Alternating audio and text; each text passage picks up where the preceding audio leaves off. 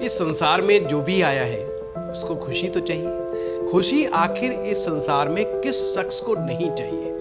हमारे अंदर से आवाज आएगी, हम सभी को खुशियां चाहिए, परंतु खुशियां मिलती कैसे हैं? खुशियां कुंडली में हम कैसे देख पाते हैं? इसके लिए मात्र केवल एक ग्रह जो सबसे ज्यादा रिस्पॉन्सिबल है हैप्पीनेस के मामले में। आइए इस वीडियो में हम उसी टॉपिक पे बात करेंगे कि हैप्पीनेस को कैसे देखते हैं।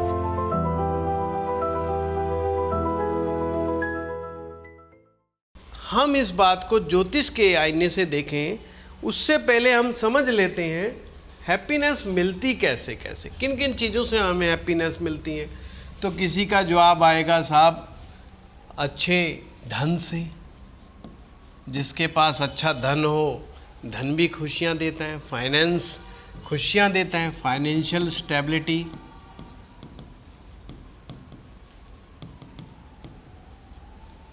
दूसरा अच्छा खान पान। जब भी हमें स्वादिष्ट खाना खाने को मिलता है तो भी हम खुश हो जाते हैं, हैप्पीनेस आ जाती है। भोजन में टेस्ट ना आए, आप इमेजिन करें कि आपको बहुत ज़ोरों से भूख लग रही है, खाना खाने का बड़ा मन कर रहा है और आपके सामने जो थाली रखी है वो एकदम बेस्वाद, एकदम मूड ख़राब हो जाएगा। जो भी हैप्पीनेस आनी थी, हैप्पीनेस के साथ वो दुख में प्रकट हो जाएगा, तो मामला बड़ा गड़बड़ हो गया। तीसरी चीज़ है गुड रिलेशनशिप।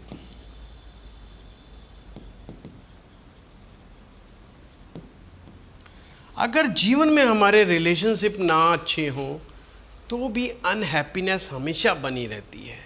इंसान को जीवन में जितने अच्छे रिलेशनशिप मिलेंगे उतनी ही उसके अंदर खुशियाँ आती हैं और उतनी ही वो व्यक्ति तरक्की करता है।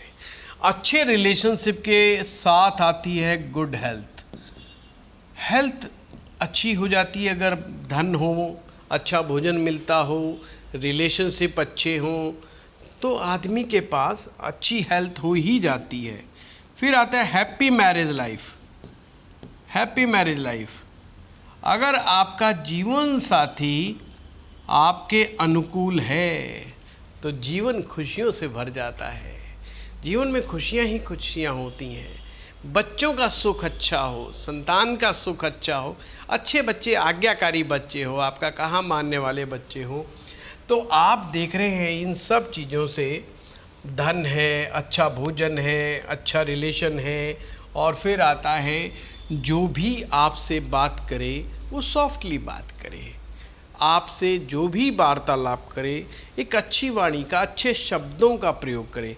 जब भी आप जीवन में अच्छे और प्यारे शब्द सुनते हैं तो भी आप भाव विभोर हो जाते हैं।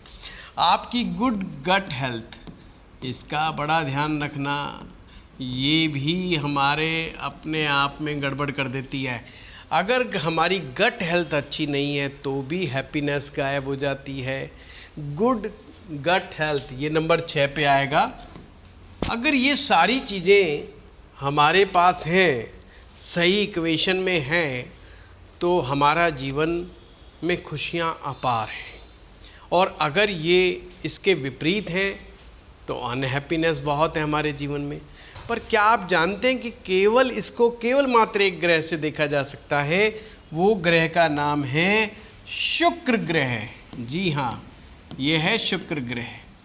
शुक्र ग्रह जिस इंसान का खराब होगा उसके जीवन में अनहैप्पीनेस बहुत ज़्यादा होगी।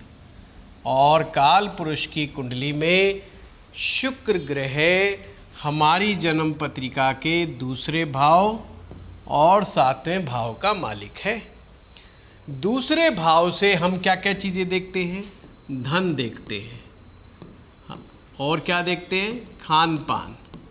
और क्या देखते हैं? वाणी, कितना अच्छा वीणा, मीठा बोलना, ये कम्युनिकेशंस जो होती है ये हम सेकंड हाउस से देखते हैं। और परिवार का सपोर्ट, हमारे जो कुटुंब है, हमारा जो ख़ानदान है, हमारा जो फैमिली है, जो बड़ा परिवार है, उससे हमें कितनी मदद मिलती है, वो भी कुंडली के 7th हाउस से देखा जाता है। हमारी कुंडली का 7th हाउस जो कि रिलेशनशिप का हाउस है, हाँ, वो डे टू डे इनकम का हाउस है। जी हाँ, जो लोग डेली काफ़ी अच्छा पैसा कमाते हैं वो भी खुश रहते हैं अक्सर। और मैरिज लाइफ का भी यही हाउस है, आपके पार्टनरशिप का भी यही हाउस है। अगर जीवन में अच्छा पार्टनर मिल जाए तो भी हैप्पीनेस का एक कारण बनता है, और ये सब उल्टा सीधा बन जाए, ये सब विपरीत चल जाए तो मामला सारा गड़बड़ हो जाता है। तो शुक्र का संबंध यानी कि कुंडली के दूसरे भाव और 7वें भाव का स्वामी आपका शुक्र ग्रह है। अब शुक्र ग्रह क्या होता है, इसके लिए आप हमारे YouTube पर वीडियो जरूर जा करके देखें। शुक्र ग्रह पर कम से कम 9 से 10 वीडियो, बहुत डिटेल में वीडियोस हैं। शुक्र हमारे जवानी का जोश है, शुक्र खुशी है, शुक्र आनंद है, शुक्र इनर हैप्पीनेस है, शुक्र रिलेशन है, शुक्र अच्छी मैरिज लाइफ है, शुक्र हमारे जीवन का जोश है, शुक्र जीवन का ओज है, शुक्र हमारी जीवनी शक्ति है, शुक्र का संबंध जो है हमारे ऐशो आराम से है, शुक्र का संबंध हमारी मौज मस्ती से है, शुक्र ही है जो सबसे ज़्यादा खुशियाँ देने में सबसे आगे रहता है। अब इसमें होता क्या है, अब हमें क्या ध्यान रखना है, चलिए इसको हटा देते हैं 1 मिनट के लिए। ध्यान रखें, जब भी आप जन्म पत्रिका को देखें और देखना चाहते हैं कि हमारे जीवन में हैप्पीनेस कितनी कितनी है, तो आपको देखना होगा आपकी जन्म पत्रिका के अंदर शुक्र ग्रह को। शुक्र ग्रह का संबंध किन ग्रहों के साथ बना हुआ है, इस बात पर विचार करना होगा। शुक्र ग्रह किन ग्रहों के साथ नहीं होना चाहिए, शुक्र ग्रह राहु के साथ नहीं होना चाहिए, शुक्र ग्रह के साथ केतु नहीं होना चाहिए, शुक्र ग्रह के साथ सूर्य नहीं होने चाहिए। ये 3 चीज़ें तो ऐसी हैं जहाँ पर शुक्र ग्रह के साथ ये ग्रह बिल्कुल भी नहीं बैठे, सूरज ना बैठे, ना राहु बैठे, ना केतु बैठे। शुक्र बहुत ही सोफिस्टिकेटेड सा प्लैनेट है, कोई भी पाप ग्रह शुक्र के साथ बैठ जाता है तो शुक्र बहुत जल्दी डिस्टर्ब हो जाता है।